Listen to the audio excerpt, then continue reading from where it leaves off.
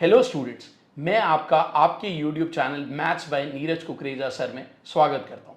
जैसा कि आप सबको पता है कि CGL 2021 के फाइनल रिजल्ट्स डिक्लेयर हो चुके हैं और हमारे बहुत सारे स्टूडेंट्स का सिलेक्शन हुआ है। तो मैं उन सबको मुबारकबाद देना चाहता हूं, क्योंकि जब आपका सिलेक्शन होता है तो ना तो सिर्फ आप अपने पेरेंट्स का सपना पूरा करते हो, बल्कि आप अपने टीचर्स का भी नाम रोशन करते हो। तो आज हमारे बीच एक स्पेशल स्टूडेंट है जिनका नाम है आसिमा। तो उनके बारे में आज हम बहुत डिटेल में बात करेंगे और उनकी प्रिपरेशन जर्नी से आपको बहुत ज़्यादा हेल्प मिलेगी। तो मैं उनके बारे में कुछ बताता हूं कि इस बार उनका पहला अटेम्प्ट था और उनकी रैंक जो आई है that is all India rank 180, और जो उन्हें पोस्ट मिली है that is ASO in CSS, और उनके मैथ्स के मार्क्स थे 196 आउट ऑफ 200। और इस बार कोई नॉर्मलाइजेशन नहीं थी, इस बार सिर्फ रॉ स्कोर की बात हो रही थी, बिकॉज पेपर सिर्फ एक ही शिफ्ट में था। तो congratulation Ashima. Thank you sir, thank you. So हम जो क्वेश्चंस की बात करें उससे पहले मैं आपसे ये पूछना चाहता हूं कि जब आपका रिजल्ट आया तो आपको उस टाइम कैसा फील हुआ उस मोमेंट में, क्योंकि जब हम रिजल्ट देखते हैं तो वो जो फीलिंग थे, मैं चाहता हूं कि वो आप बताओ कि कैसा लगा, आपने किससे सबसे पहले शेयर करा। तो सर जब रिजल्ट आया अभी हमारा 2021 का, तो उसमें ये हो रहा था कि पता ही नहीं चल रहा था कि कब आएगा, कोई एग्जैक्ट डेट तो पता नहीं होती। तो हम रोज़ देखते हैं कि अब आज आ जाएगा, आज आ जाएगा, डेली यही हम चेक करते रहते हैं।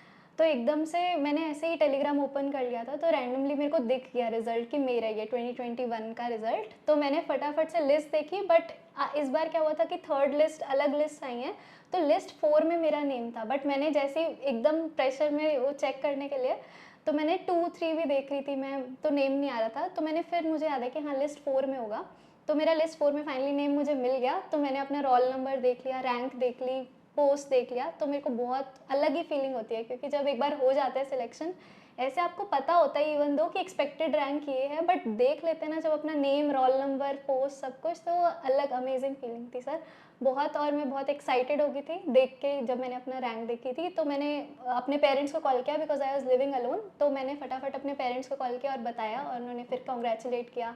वो भी बहुत खुश थे कि क्योंकि मेरे पेरेंट्स जो है वो प्राइवेट जॉब में है, तो गवर्नमेंट जॉब का मेरा लेके वो बहुत एक्साइटेड थे वैसे ही कि मेरा गवर्नमेंट जॉब हो जाएगा।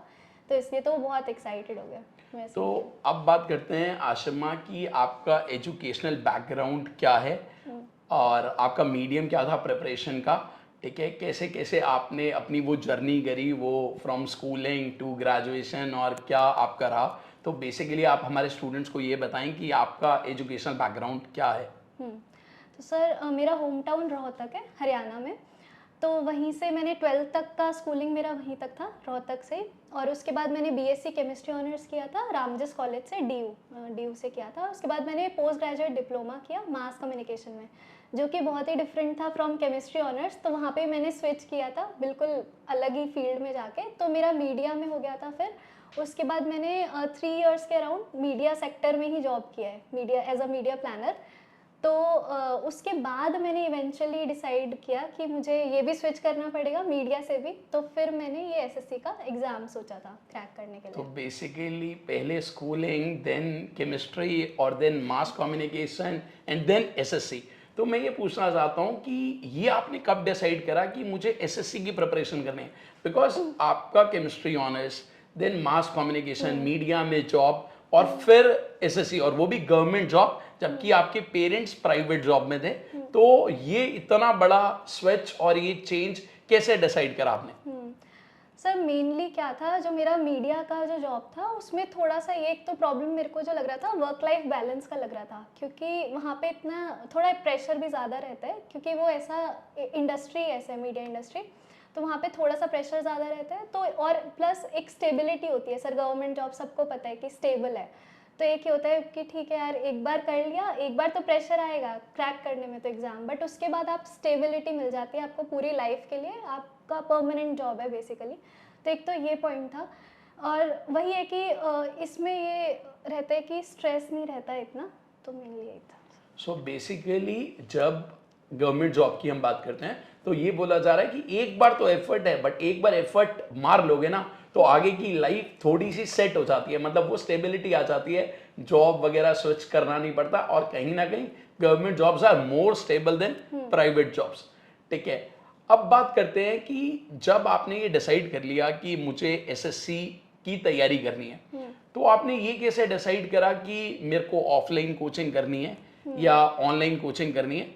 और जब ये डिसाइड करा तो आपने कौन सी कोचिंग को ऑप्ट करा, किन एजुकेटर से मुझे पढ़ना है, ये कैसे डिसाइड हुआ? कई बार हम एक प्लेटफॉर्म चूज कर लेते हैं बट एक सब्जेक्ट हम कहीं और कर रहे होते हैं, दूसरा हम कहीं और कर रहे होते हैं, तो ये सब आपने कैसे डिसाइड करा?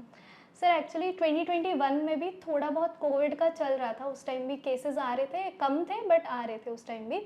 तो एक तो ये था, तो मुझे पर्सनली ये था कि ऑफलाइन से बेटर हमेशा ऑनलाइन कोचिंग लगती है मुझे पर्सनली। कई रीजंस हैं उसके। एक तो ये मुझे लगता है कि आप ना टाइम वेस्ट नहीं होता ज़्यादा, आप ट्रैवलिंग में भी टाइम वेस्ट नहीं कर रहे हो, प्लस उसका फीस भी कम रहता है कंपैरेटिवली, जो ऑनलाइन कोचिंग में कम फीस रहता है कंपैरेटिवली, तो वो बेटर चीज़ लगी मुझे। प्लस इसमें क्या था, जैसे ऑनलाइन में मैंने मल्टीपल प्लेटफॉर्म्स जैसे रहते हैं, बायजूस हो गया, अनअकैडमी, जितने भी फेमस जो भी कोचिंग्स हैं, तो वहाँ पे मैंने सबकी डेमो क्लासेस लेके देखी थी सर। और मेरे को मेनली ये था कि मैथ्स का ट्यूटर अच्छा होना चाहिए, बिकॉज मैथ्स का काफ़ी वेटेज रहता है, एक तो मेंस में भी, प्री में भी, दोनों में। प्लस मेरे को मैथ्स ये था कि इंग्लिश मेरी ओकेज थी, बहुत अच्छी भी नहीं थी बट ओकेज थी, और मैथ्स में मेरे को ये था कि मेनली फोकस करना है, मुझे मैथ्स पे ही करना है। तो सर मैंने आपकी जो डेमो क्लासेस देखी थी मैथ्स की, तो मुझे लगा था कि इन पे मतलब ट्रस्ट कर सकते हैं आप पे, क्योंकि आप मुझे जेन्युइन लगे थे स्टूडेंट्स के लिए।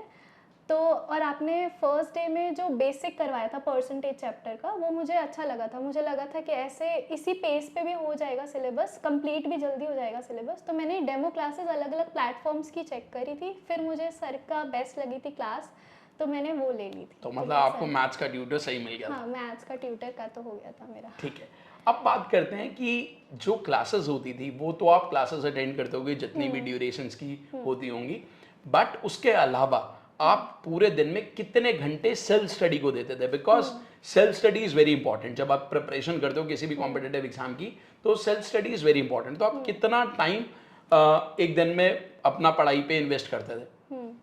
सर क्लासेस का ही अराउंड 2-3 आवर्स तो वैसे ही हो ही जाता है एटलीस्ट क्लासेस का, और उनके नोट्स प्रिपेयर करना, तो उसमें भी टाइम लग जाता है, तो आराम से 2-3 घंटे ही हो रहे थे।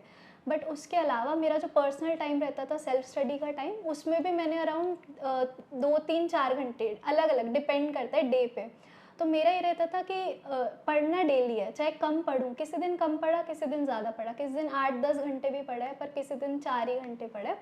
तो मेरा ये रहता था, बट ऑन एन एवरेज ये रहता है 5 से 6 घंटे तो मिनिमम पढूं ही पढूं अलग से सेल्फ स्टडी का, और 2-3 घंटे तो 8 घंटे के अराउंड मेरा रहता था, 7 से 8 के तो एटलीस्ट पढ़ना ही चाहिए डेली। यानी कि पढ़ना रोज है, पढ़ना मिस डेली है, नहीं हाँ, करना, किसी और दिन कम भी रहता है, किसी दिन कम हो ज्यादा हो, बट ज़्यादा। कंसिस्टेंट रहना बहुत जरूरी है। तो बेसिकली यहाँ पर एक बहुत इंपॉर्टेंट क्वेश्चन निकल के आता है, दैट इज कंसिस्टेंसी। मैंने देखा बहुत सारे बच्चे स्टार्ट तो कर लेते हैं, क्योंकि बहुत बार उन्हें लगता है कि एसएससी एक फैसिनेटिंग जॉब आपको दे देता है, ठीक है, और उनको ये सब बहुत अच्छा लगता है, तो स्टार्ट तो करते हैं, 10-15 दिन पढ़ते हैं, बट उसके बाद वो फ्लो नहीं आ पाता और बीच में ब्रेक ले लेते हैं, और फिर कई सालों तक तैयारी करते रहते हैं। तो मैं ये पूछना चाहता हूँ कि क्योंकि आपने पेपर पहले अटेम्प्ट में क्लियर करा, और कंसिस्टेंसी का क्या रोल रहता है ओवरऑल प्रिपरेशन? सर कंसिस्टेंसी के बिना तो हो ही नहीं सकता, क्योंकि आप अगर डेडिकेटेड हो तो आपका 100% सिलेक्शन हो जाएगा, क्योंकि इतना टफ भी नहीं है एग्जाम। पर अगर आपकी स्ट्रैटेजी करेक्ट हो, आप पढ़ तो क्योंकि बहुत सारे लोग रहे हैं, पर कंसिस्टेंट नहीं है, एक तो वो सबसे नंबर 1। तो कंसिस्टेंसी तो तभी आ सकती है जब आपका वाई स्ट्रांग होगा। सर कोई पर्पस होना चाहिए ना कि मैं पढ़ क्यों रहा हूँ, तो वो पर्पस होगा तो आप अपने आप ही मोटिवेटेड भी रहोगे और कंसिस्टेंसी भी आएगी। आप रोज सोचोगे कि मेरा क्या पर्पस है, मुझे ये वाली पोस्ट चाहिए, हर एक की कोई ड्रीम पोस्ट होती है, तो ये वाली मुझे ड्रीम पोस्ट है, तो इसके लिए मुझे पढ़ना है और इतने मार्क्स लाके ये वाली पोस्ट मिलेगी। तो आप डेली सोचोगे कि इतना पढूं तभी इतने मार्क्स आएंगे और वो पोस्ट लेनी है मुझे, तो उससे अपने आप कंसिस्टेंसी आती है। ठीक है, तो बेसिकली जो आंसर मिला उससे मुझे एक बात समझ आती है कि सबसे पहले आप अपना वाई स्ट्रॉन्ग करो, कि हम ये एग्जाम क्लियर क्यों करना चाह रहे हैं। तो आशिमा, आपका वो वाई क्या था? सर मेरा एक वाई तो ये भी था कि मुझे पेरेंट्स को प्राउड फील करवाना था, क्योंकि उन्होंने कभी मुझे ऐसा नहीं बोला कि गवर्नमेंट जॉब में ही जाओ, उन्होंने बोला आपका डिसीजन है, जो आपको करना है प्राइवेट गवर्नमेंट, बट मुझे ऐसा लगता है कि उनको काफ़ी प्राउड फील होगा, मुझे स्टार्टिंग से ही लगता था। तो मेरे को ये था कि उनको बहुत प्राउड फील कराना है अपनी इस लाइफ में एक बार, तो बहुत कुछ ऐसा मोमेंट हो प्राउड। तो एक तो ये रीज़न था, और दूसरा रीज़न ये था कि मुझे ऐसा लगता है कि गवर्नमेंट ऑफ इंडिया को सर्व करना अपने आप में बहुत ही प्राउड मोमेंट है, मेरे लिए तो होगा बहुत ज़्यादा। तो मुझे लगता है कि उसको जस्टिफाई करने के लिए आपको अपने आप को उस लेवल पे भी जाना पड़ेगा। अगर आप ऐसी पोस्ट या ऐसी पोजीशन आपको गवर्नमेंट दे रही है, तो आपको जस्टिफाई भी करना चाहिए अपने रोल को। तो आपको अपने को उस लेवल पे लाना भी पड़ेगा, एलिवेट भी करना पड़ेगा, तभी आप उसको जस्टिफाई भी कर पाओगे अपनी सो पोस्ट को। बेसिकली आपके वाई में एक था कि आपके पेरेंट्स को प्राउड कराना है, दूसरा आपको अपनी कंट्री के लिए काम करना है, बेसिकली गवर्नमेंट के लिए काम करना है। एक चीज और मैं पूछना चाहता हूँ, बिकॉज जैसे आपने बोला कि अगर आपका वाई क्लियर है तो मोटिवेशन की जरूरत नहीं पड़ती। अदरवाइज मैं आजकल देखता हूँ कि बहुत सारे लोग पढ़ाते कम है, मोटिवेशन की ज्यादा बात करते हैं। आप देखोगे यूट्यूब पर content come but motivation motivation motivation. और मुझे लगता है कि जो जनरली स्टूडेंट्स आते हैं वो अलग अलग बैकग्राउंड से आते हैं और वो बहुत जल्दी इन्फ्लुएंस भी हो जाते हैं। तो मुझे लगता है कि मोटिवेशन ठीक है एक हद तक, बट ऐसा ना हो कि आप पढ़ नहीं रहे और सिर्फ मोटिवेशन की बात करे जा रहे हो। तो आपका उन सारे स्टूडेंट्स को क्या मैसेज है जो बहुत ज्यादा सिर्फ इन्हीं मोटिवेशनल वीडियोस को सुबह शाम देखते रहते हैं? आज देखी मोटिवेट हुए, 2 दिन बाद फिर डिमोटिवेट हो गए। वो बहुत जल्दी मोटिवेट भी होते हैं और बहुत जल्दी डिमोटिवेट भी हो जाते हैं। तो आपका उन सब लोगों को क्या एक मैसेज है? सर मेरा ये रहेगा कि खुद को मोटिवेटेड रखना पड़ता है अपने आप से। आप क्योंकि कोई भी एक वीडियो देखोगे, आप 10 मिनट हो सकता है एक दिन मोटिवेटेड रहोगे, बट वो कंसिस्टेंसी आप मेंटेन नहीं कर पाओगे क्योंकि आप सेल्फ मोटिवेटेड नहीं हो।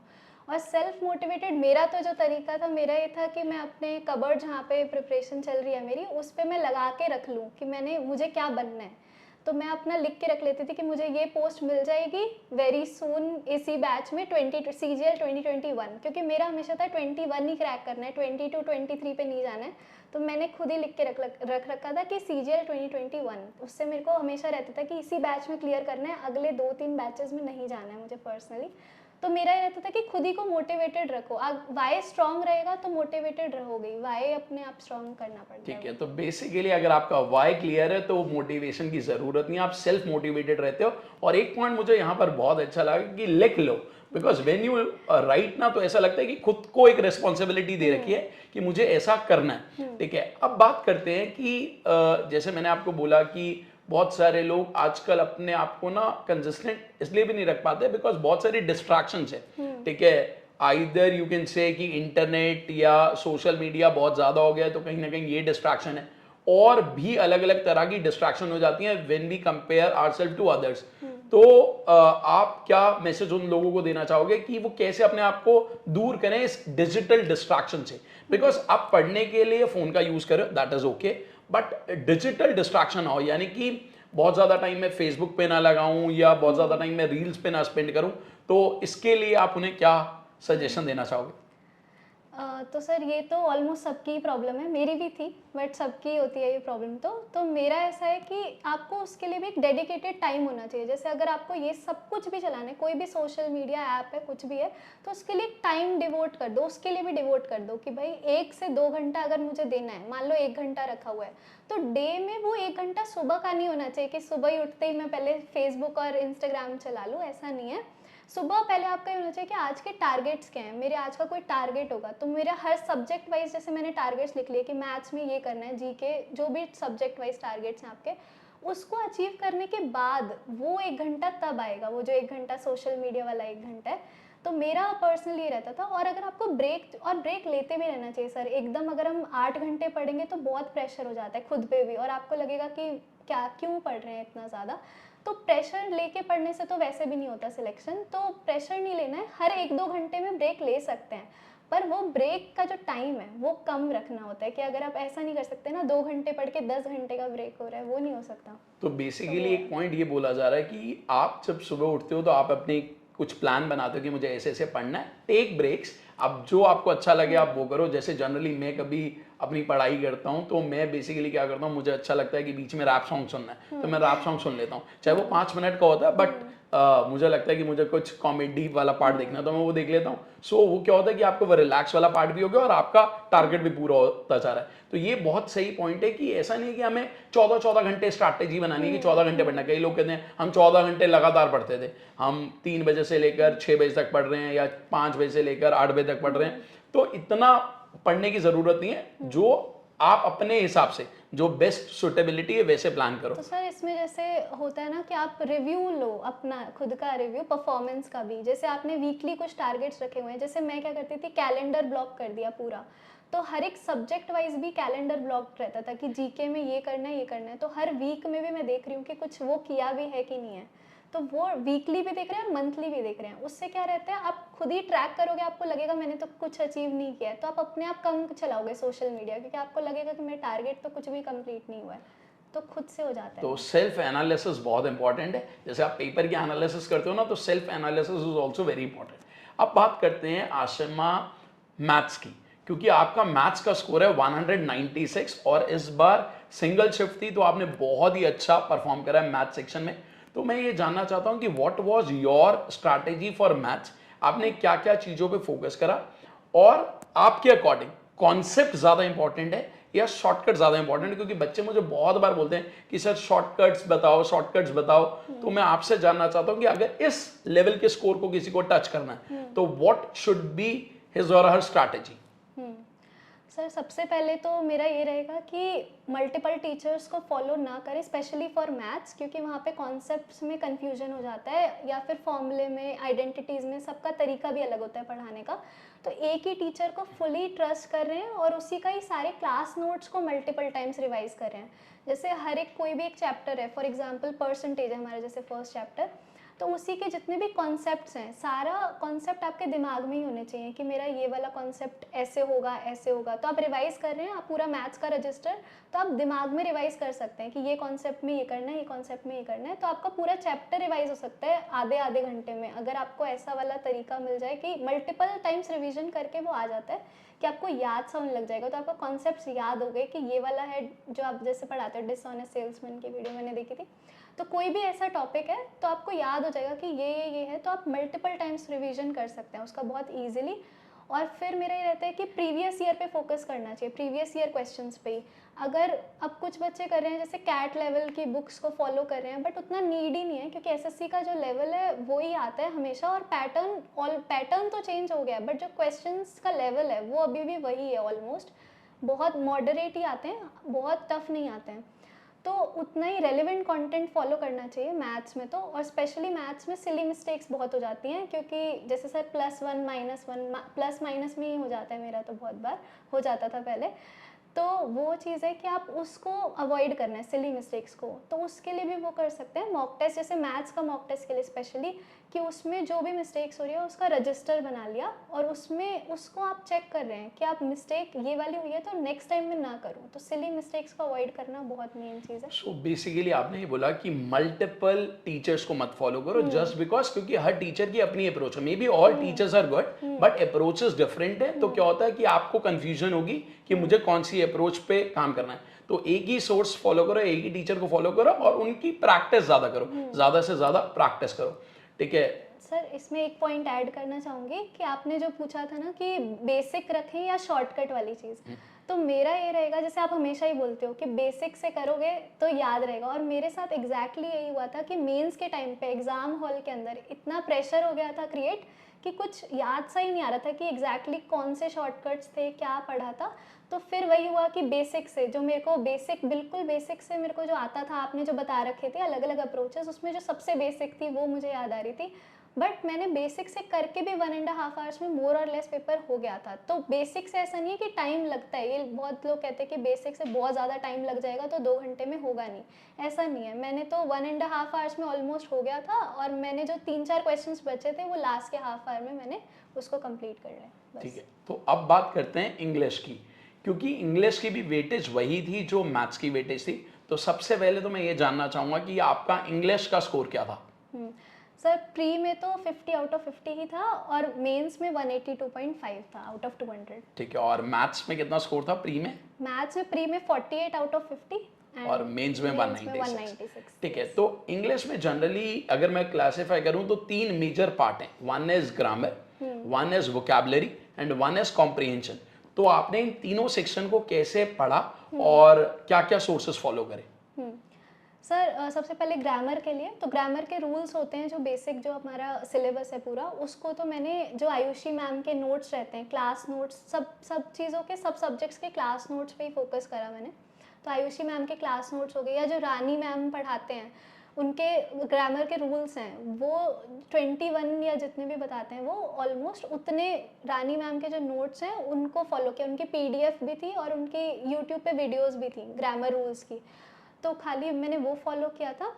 और ये तो ग्रामर में हो गया। और वो कैब के लिए जो रानी मैम का यूट्यूब पे भी आती हैं, बहुत सारे क्वेश्चंस करवाते हैं वो यूट्यूब पे, और सीरीज़ भी आती है उनके वो कैब सीरीज़, तो उनमें से देख के मैंने और अपनी डायरी मेंटेन करी थी वो कैब के लिए और उसी को रिवाइज़ किया था बार बार। बहुत ज़्यादा वो कैब नहीं करी। कई बच्चे कर रहे हैं कि 2000 कर लिए, 5000 कर लिए, होता है सबका अपना अपना कि 5000 याद है मुझे। मैंने ऐसे गिने ही नहीं थे मैंने जितने हो रहे थे, जितनी मैक्सिमम मेरे पास टाइम था, जिस टाइम फ्रेम में करना था, बस जितना मेरे को वीडियो मिली सबको नोट कर लिया, जहाँ से भी वो कैब मिल रही है, और सबको रिवाइज किया बस। बेसिकली मुझे लगता है कि अगर 2-3 हज़ार वर्ड्स याद कर हाँ, लो और इतने तो उनके हो ही गए होंगे रिलेटेड वैसे। वर्ड्स कर लो तो दैट इज सफिशिएंट। अच्छा, और कॉम्प्रिहेंशन के लिए? कॉम्प्रिहेंशन के लिए जस्ट मॉक टेस्ट ही फॉलो करे, ऐसा सच कुछ नहीं अलग से। ठीक है, तो अब नेक्स्ट जो हमारा सब्जेक्ट है दैट इज रीजनिंग। तो रीजनिंग की अगर मैं बात करूं कि आपने रीजनिंग को कैसे प्रिपेयर करा, बिकॉज बहुत बारी रीजनिंग में कुछ क्वेश्चंस आते हैं मिसिंग नंबर, सीरीज पर बेस्ड क्वेश्चंस, तो बच्चे बहुत कंफ्यूज रहते हैं कि सर इसको किस लेवल तक पढ़ना है, कितने क्वेश्चंस इसके प्रैक्टिस करें। तो आपने रीजनिंग को कैसे प्रिपेयर करा और आप इन सेक्शन को कैसे हैंडल करते थे? ठीक है, और अभी तो लेटेस्ट पैटर्न में कुछ स्टेटमेंट कंक्लूजन वाले क्वेश्चंस भी आ गए, तो आई जस्ट वांट कि आपकी रीजनिंग की स्ट्रैटेजी क्या थी? तो रीजनिंग में तो मेरा मेनली ये रहता था कि मॉक टेस्ट से ही मोस्टली करती थी मैं बहुत ज़्यादा, क्योंकि उसके कॉन्सेप्ट्स बहुत ज़्यादा नहीं है, तो आप 1 महीने में भी हार्डली आप पूरा रीजनिंग कवर कर सकते हो, और उसके बाद मल्टीपल टाइम्स वही मॉक टेस्ट दो और उन कॉन्सेप्ट्स को भी रिवाइज कर सकते हो बीच बीच में। तो वही रहता था मेरा मेनली। और प्लस ये जो मिसिंग नंबर सीरीज़, ये क्वेश्चंस टफ लग ही जाते हैं ज़्यादातर सबको, मुझे भी लगते थे टफ काफ़ी। तो बट मेरा टारगेट ये रहता था कि 22 23 करने के बाद मैं इन पे जाऊँ। अगर इन पे टाइम वेस्ट कर दिया तो बाकी क्वेश्चंस मेरे रीजनिंग के रह जाएंगे। तो मेरा ये रहता था कि पहले इजी वाले 21 22 करना टारगेट, प्री में बता रही हूँ, और उसके बाद ये 3-4 क्वेश्चंस पे आना। और उसमें भी सर आप देखोगे अगर रीजनिंग में, तो अभी पैटर्न थोड़ा सा चेंज हुआ है अभी एक साल में, 1-2 साल में। तो जो लेटेस्ट पैटर्न की जो चीज़ें आ रही थी, जैसे जो पैटर्न्स बनते हैं मिसिंग नंबर में या सीरीज़ में, वो अब रिपीट हो रहे थे बीच में। 2021 में भी वही आए थे ऑलमोस्ट जो उससे पहले के पेपर्स में आए थे। तो अगर आप उनको क्लोजली फॉलो कर लो, अगर रीजनिंग के ज़्यादा पीछे के पेपर्स नहीं, जो रेलिवेंट पेपर्स हैं 1-2 साल के पेपर्स, उनमें जो नया पैटर्न आ रहा है उसको अगर आप अच्छे से स्टडी कर लोगे तो वो 2-3 क्वेश्चंस में हो ही जाएंगे। सो बेसिकली रीजनिंग छोटा सिलेबस है, 1-1.5 महीने में इजीली कवर अप करा जा सकता है, और आपने मेजरली मॉक टेस्ट के थ्रू प्रिपेयर करा। और एक बहुत इंपॉर्टेंट पॉइंट है कि पैटर्न्स आपको आइडेंटिफाई होने शुरू हो जाते हैं जब आप प्रीवियस ईयर क्वेश्चंस करते हो। तो बहुत पुराने क्वेश्चंस नहीं करने, बट 1-2 साल के, में थोड़े से नए क्वेश्चन। और एक बहुत इंपॉर्टेंट पॉइंट था कि आउट ऑफ 25 क्वेश्चंस 21 या 22 तो मैं परफेक्ट कर लूं, मुझे पता है 21 मेरे बिल्कुल करेक्ट हो, बाकी 3-4 को मैं देखूंगा, उसमें से 2 सही हो जाएं, 3 सही हो जाएं, 4 सही हो जाएं, तो दैट इज अ बोनस। ठीक है, तो अब बात करते हैं जनरल अवेयरनेस की। बहुत सारे स्टूडेंट्स मैंने देखा जनरल अवेयरनेस को लेकर बहुत ज्यादा परेशान रहते हैं कि बहुत पढ़ रहे हैं बट मार्क्स नहीं आते, कुछ क्वेश्चन आ जाता है पता नहीं चलता कहाँ से आया। तो एक तो है स्टैटिक जीके वाला पार्ट, और दूसरा है करंट अफेयर्स। तो आपने स्टैटिक जीके को कैसे कवर अप करा और करंट अफेयर्स को कैसे कवर अप करा? सर एक तो मेरा पर्सनली ये रहता था कि जीके को लास्ट में देखूं, मतलब बाकी 3 सब्जेक्ट्स पे पहले फोकस ज़्यादा रखूं, और जीके क्योंकि अनप्रिडिक्टेबल है, तो ऐसा नहीं है मैंने इग्नोर किया, इग्नोर तो बिल्कुल नहीं किया। कुछ बच्चे होते हैं जो बिल्कुल ही नहीं ध्यान दे रहे जीके पे, तो मैंने तो वो नहीं किया। मैंने जीके का प्रॉपर सिलेबस जो रहता है पूरा डिटेल में फॉलो किया 4-5 महीने लगा के। उसको डिटेल में जितने भी हमारे सब्जेक्ट्स हैं अलग अलग, हिस्ट्री, पॉलिटी, इकोनॉमिक्स, जो भी, सबको कवर किया डिटेल में। और उसके बाद वही क्लास नोट्स रिवाइज़ किए। ये तो सिलेबस हो गया। उसके बाद जो स्टैटिक जीके का पार्ट है जैसे, तो उसमें मैंने एक रजिस्टर मेंटेन कर रखा था जिसमें मैंने पूरा सब कुछ स्टेट वाइज बना रखा था। तो जैसे अलग अलग स्टेट्स और यूटीज़ का 3 से 4 पेज के अंदर हर एक स्टेट को मैंने लिखा हुआ था, उसकी जितनी भी इंफॉर्मेशन है उस स्टेट से रिलेटेड।